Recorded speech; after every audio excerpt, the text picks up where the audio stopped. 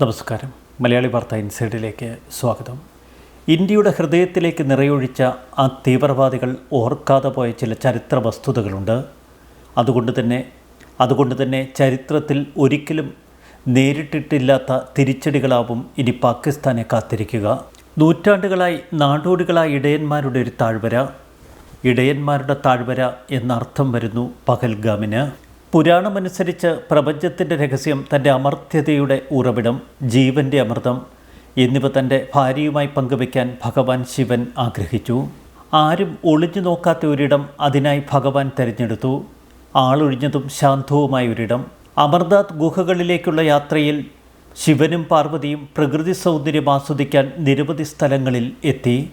ആദ്യമെത്തിയത് പഹൽഗാമിൽ. തൻ്റെ കാവൽ ദേവനായ നന്ദിയെ ഉപേക്ഷിച്ചത് ഇവിടെ. നന്ദി ഒരു കാളയുടെ രൂപം സ്വീകരിച്ച് പഹൽഗാമിൽ താമസിച്ചു.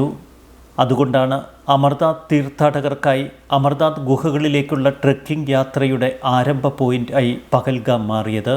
പണ്ട് പഹൽഗാം മുഗളരുടെ നിയന്ത്രണത്തിലായിരുന്നു. മുഗൾ സാഹിത്യത്തിൽ പഹൽഗാം കാശ്മീരിൻ്റെ ഭാഗമായും ഒരു സ്വതന്ത്ര പ്രദേശമായും രേഖപ്പെടുത്തുന്നു. 1586 പഹൽഗാമും മുഴുവൻ കാശ്മീർ പ്രദേശവും അക്ബറിൻ്റെ നിയന്ത്രണത്തിൽ.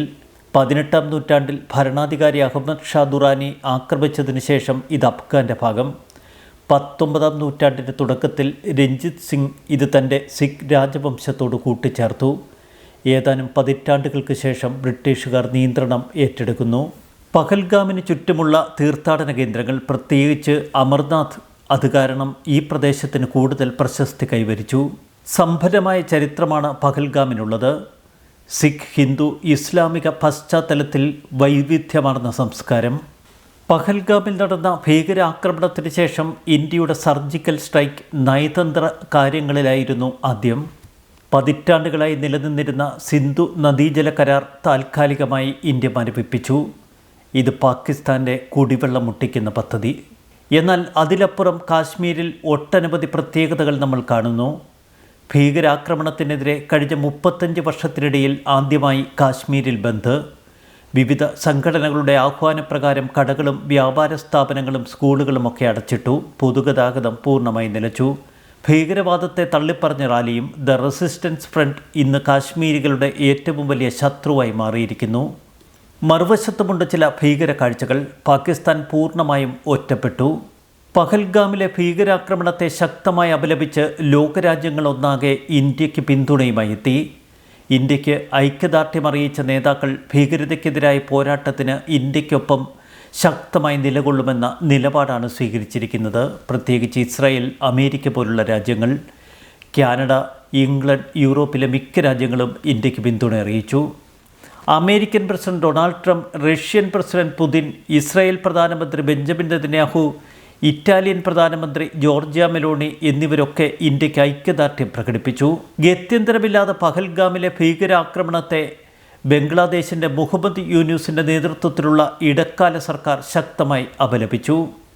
ഭീകരാക്രമണത്തിന് കനത്ത തിരിച്ചടി നൽകാൻ സേനകൾക്ക് കേന്ദ്രം നിർദ്ദേശം നൽകിയെന്ന റിപ്പോർട്ടുകളാണ് ഏറ്റവും ഒടുവിൽ പുറത്തുവരുന്നത്. ആക്രമണത്തിൽ പങ്കില്ല എന്ന നിലപാടാണിപ്പോൾ പാകിസ്ഥാൻ സ്വീകരിച്ചിരിക്കുന്നത്. ഇന്ത്യ ഇത് പൂർണ്ണമായി തള്ളിക്കളഞ്ഞു. ബുധനാഴ്ച വൈകിട്ട് പ്രധാനമന്ത്രിയുടെ അധ്യക്ഷതയിൽ ചേർന്ന യോഗത്തിൽ ആഭ്യന്തരമന്ത്രി അമിത്ഷാ, പ്രതിരോധ മന്ത്രി രാജ്നാഥ് സിംഗ്, വിദേശകാര്യമന്ത്രി എസ് ജയശങ്കർ തുടങ്ങിയവർ പങ്കെടുത്തു. അജിത് ഡോവലിൻ്റെ തന്ത്രങ്ങളാണ് ഇപ്പോൾ ഇന്ത്യ കാണുന്നത്. ലഷ്കർ ഇ തയ്യബ കമാൻഡറായ പാകിസ്ഥാൻ പൗരൻ സൈഫുള്ള കസൂരിയാണ് പഹൽഗാം ഭീകരാക്രമണത്തിൻ്റെ സൂത്രധാരൻ. അതിർത്തി കടന്നുള്ള നിരവധി ആക്രമണങ്ങൾ ആസൂത്രണം ചെയ്ത ഭീകരനാണ് ഇയാൾ. ലഷ്കർ ബന്ധമുള്ള റെസിസ്റ്റൻസ് ഫ്രണ്ട് നേതാവ് ആസിഫാണ് ആക്രമണത്തിന് നേതൃത്വം നൽകിയത്. പാക് അധീന കാശ്മീർ പ്രവർത്തന കേന്ദ്രമായ കസൂരിക്ക് ലഷ്കർ സ്ഥാപകൻ ഹഫീസ് സയ്യിദുമായി അടുത്ത ബന്ധമുണ്ട്. 26 നിരപരാധികളുടെ ജീവനെടുത്തിയ ആക്രമണം നടത്തിയ ഭീകരരുടെ ചിത്രങ്ങൾ ഇന്ത്യ പുറത്തുവിട്ടു. സുരക്ഷാ സേന ഇപ്പോൾ നടത്തുന്ന അന്വേഷണം ദ്രുതഗതിയിലാക്കി. 4 ഭീകരരുടെ ചിത്രങ്ങൾ ആദ്യഘട്ടത്തിൽ പുറത്തുവിട്ടു. ഇതിൽ ആസിഫ് ഫുജി, സുലൈമാൻ ഷാ, അബു തൽഹ എന്നീ 3 ഭീകരരെ തിരിച്ചറിഞ്ഞു. കാശ്മീരിലുള്ള 2 പേർ ഉൾപ്പെടെ 6 ഭീകരരാണ് ആക്രമണം നടത്തിയെന്ന റിപ്പോർട്ടുകൾ പുറത്തുവരുന്നു. പഹൽഗാമിൽ നടന്ന ഈ ക്രൂര ആക്രമണത്തിന് തൊട്ടുപിന്നാലെ ആക്രമണകാരികളെ തന്നെ കൃത്യമായി ഉന്നം വയ്ക്കാൻ ഇന്ത്യക്ക് കഴിഞ്ഞിരിക്കുന്നു.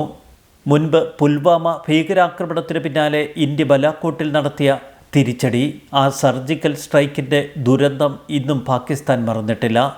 അതുകൊണ്ട് തന്നെ അതിനേക്കാളൊക്കെ ഭയാനകമായ ദിവസങ്ങൾ പാകിസ്ഥാനെ കാത്തിരിക്കുന്നുവെന്ന് വ്യക്തം. ശാന്തമായ പുൽമേടുകൾ, ആൽപൈൻ കാറ്റുകൾ, ഹിമാലയത്തിൻ്റെ ആത്മീയ ശാന്തത എന്നിവയാൽ ലോകമെമ്പാടും അറിയപ്പെടുന്ന പഹൽഗാം. ഇതിനിടയിലാണ് പഹൽഗാം എന്താണെന്ന് ആളുകൾ കൂടുതലായി സമൂഹ മാധ്യമങ്ങളിൽ തിരയുന്നത്. പഹൽഗാം എന്ന വാക്ക് 2 കാശ്മീരി വാക്കുകളിൽ നിന്നാണ് ഉരുത്തിരിഞ്ഞത്. പുഹേൽ അല്ലെങ്കിൽ പഹൽ, അതായത് ഇടയൻ, ഗോം അതായത് ഗ്രാമം. പലരുടെയും ഹൃദയങ്ങളിൽ പഹൽഗാം വെറുമൊരു മനോഹരമായ ഗ്രാമം മാത്രമല്ല, അത് തീർത്ഥാടനത്തിൻ്റെയും പുരാണങ്ങളുടെയും സാംസ്കാരിക അനുരണനത്തിൻ്റെയും ഒരു സ്ഥലമാണ്. ഇതിഹാസമനുസരിച്ച് പാർവതി ദേവിക്ക് അമർത്യതയുടെ രഹസ്യം വെളിപ്പെടുത്താൻ പോകുന്ന വഴി. പഹൽഗാമിൽ തൻ്റെ ദിവ്യ കൂട്ടുകാരനായി നന്ദിയെ ഉപേക്ഷിച്ച ശിവൻ അവിടെ തങ്ങി. ആ പ്രവൃത്തി ആ പ്രദേശത്തെ പ്രതീകാത്മക അമർനാഥിലേക്കുള്ള കവാടമാക്കി മാറ്റി. എല്ലാ വർഷവും ആയിരക്കണക്കിന് തീർത്ഥാടകർ ഈ വഴിയിലൂടെ ഏകദേശം 48 കിലോമീറ്റർ സഞ്ചരിച്ച് പവിത്രമായ അമർനാഥ് ഗുഹയിലേക്ക് മടങ്ങുന്നു. ആത്മീയമായ ഒരു യാത്രയുടെ തുടക്കം. വഴിയിലവർ പുരാതനമായ വനങ്ങളും മഞ്ഞുമൂടിയ വരമ്പുകളും നിഗൂഢമായ നദികളുമൊക്കെ കടന്നുപോകുന്നു. പഹൽഗാമിൻ്റെ ദിവ്യമായ പ്രൗഢി അതിൻ്റെ ഭൂമിശാസ്ത്രത്തിലും പ്രതിഫലിക്കുന്നു. സമുദ്രനിരപ്പിൽ നിന്ന് 2740 മീറ്റർ ഉയരത്തിലാണ് ഈ പട്ടണം സ്ഥിതി ചെയ്യുന്നത്. തലസ്ഥാനമായ ശ്രീനഗറിൽ നിന്ന് ഏകദേശം 92 കിലോമീറ്റർ അകലെ. പ്രകൃതി ഒരു മാസ്റ്റർ പീസ് സൃഷ്ടിച്ചിരിക്കുന്ന ഇന്ത്യയുടെ ഒരിടം, ഇന്ത്യയുടെ ഹൃദയം, ഇന്ത്യയുടെ ആത്മീയ ഹൃദയം എന്ന് വേണമെങ്കിൽ വിശേഷിപ്പിക്കാം.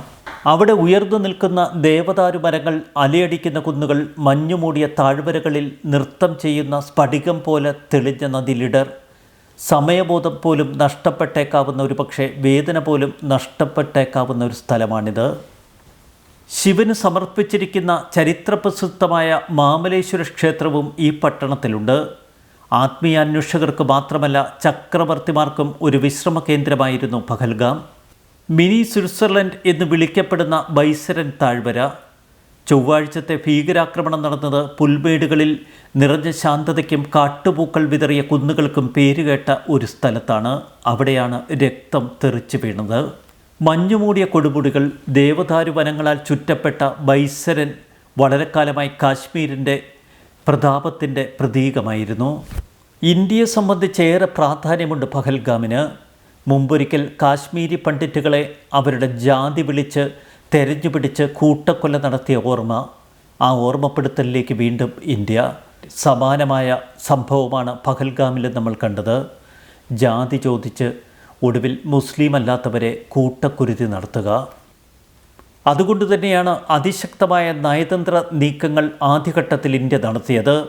പാകിസ്ഥാനെ പൂർണ്ണമായി കൊട്ടിയടയ്ക്കുക, ശത്രുവിനെ ഒറ്റപ്പെടുത്തി ആക്രമിക്കാനുള്ള തന്ത്രങ്ങൾ ഇന്ത്യ മെനയുന്നു. ഇന്ത്യ പാക് യുദ്ധങ്ങൾ നടന്നപ്പോൾ പോലും റദ്ദാക്കാത്ത സിന്ധു നദീജല കരാർ 65 വർഷങ്ങൾക്കിപ്പുറം മരവിപ്പിക്കാനുള്ള ഇന്ത്യയുടെ തീരുമാനം. ഇത് പാകിസ്ഥാന് കനത്ത വെല്ലുവിളിയാണ്. ഇതിനെതിരെ പാകിസ്ഥാനിലെ മുതിർന്ന മന്ത്രിമാർ ഇന്നലെ രംഗത്ത് വന്നിരുന്നു. പാക് പൗരന്മാർക്ക് വിസ നൽകുന്നത് നിർത്തിവെക്കുക മാത്രമല്ല ഇന്ത്യ ചെയ്തത്. ഇന്ത്യയിലുള്ള പാക് പൗരന്മാരോട് 48 മണിക്കൂറിനുള്ളിൽ ഇന്ത്യയിൽ നിന്ന് ഒഴിഞ്ഞു പോകാൻ ആവശ്യപ്പെട്ടു. പാകിസ്ഥാൻ ഹൈക്കമ്മീഷനിലെ പ്രതിരോധ ഉദ്യോഗസ്ഥരെ ഒരാഴ്ചയ്ക്കുള്ളിൽ പുറത്താക്കാനും ഇന്ത്യയുടെ ഉദ്യോഗസ്ഥരെ പിൻവലിക്കാനുമുള്ള തീരുമാനം. പാകിസ്ഥാനിലെ ഇന്ത്യയിലെ ഹൈക്കമ്മീഷൻ അംഗങ്ങളുടെ എണ്ണം 55-ൽ നിന്ന് 30-ആയി വെട്ടിക്കുറച്ചു. ശക്തമായ നടപടികൾ.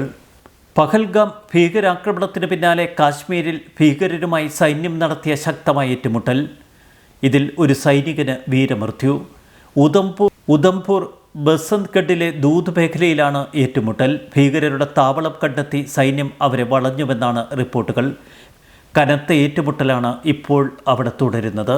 വ്യാഴാഴ്ച രാവിലെ ആരംഭിച്ച ഓപ്പറേഷന് ബെർലിഗലി എന്നാണ് പേരിട്ടിരിക്കുന്നത്. പ്രദേശത്ത് 3 ഭീകരരുണ്ടെന്നും പ്രദേശത്ത് വെടിയുച്ചകൾ കേൾക്കാമെന്നും ദേശീയ ഏജൻസികൾ റിപ്പോർട്ട് ചെയ്യുന്നു. ഇതിനിടയിൽ അറബിക്കടലിൽ പാക് തീരത്തോട് ചേർന്ന് പാകിസ്ഥാൻ ഒരു നാവികാഭ്യാസം പ്രഖ്യാപിച്ചു. മിസൈൽ പരീക്ഷണം ഉൾപ്പെടെ നടത്തിയേക്കാമെന്ന സൂചനകൾ. ഇന്ത്യയുടെ വിമാനവാഹിനി കപ്പലായ INS വിക്രാന്ത് ഉൾക്കടലിലേക്ക് നീങ്ങിയതായി റിപ്പോർട്ടുകൾ. സമാനതകളില്ലാത്ത സാഹചര്യങ്ങളിലൂടെയാണ് ഇപ്പോൾ നമ്മൾ കടന്നു പോകുന്നത്. പാകിസ്ഥാന് ചരിത്രത്തിൽ ഇതുവരെ നേരിട്ടിട്ടില്ലാത്ത തിരിച്ചടികളാവും ഇനി അനുഭവിക്കേണ്ടി വരിക. കാരണം അവർ തൊട്ടിരിക്കുന്നത് ശിവൻ്റെ മണ്ണിലാണ്. ഇന്ത്യയുടെ കോപം ജ്വലിക്കുന്നതും അതുകൊണ്ട് തന്നെ. ന്യൂസ് ഡെസ്ക് മലയാളി വാർത്ത ഇൻസൈഡ്.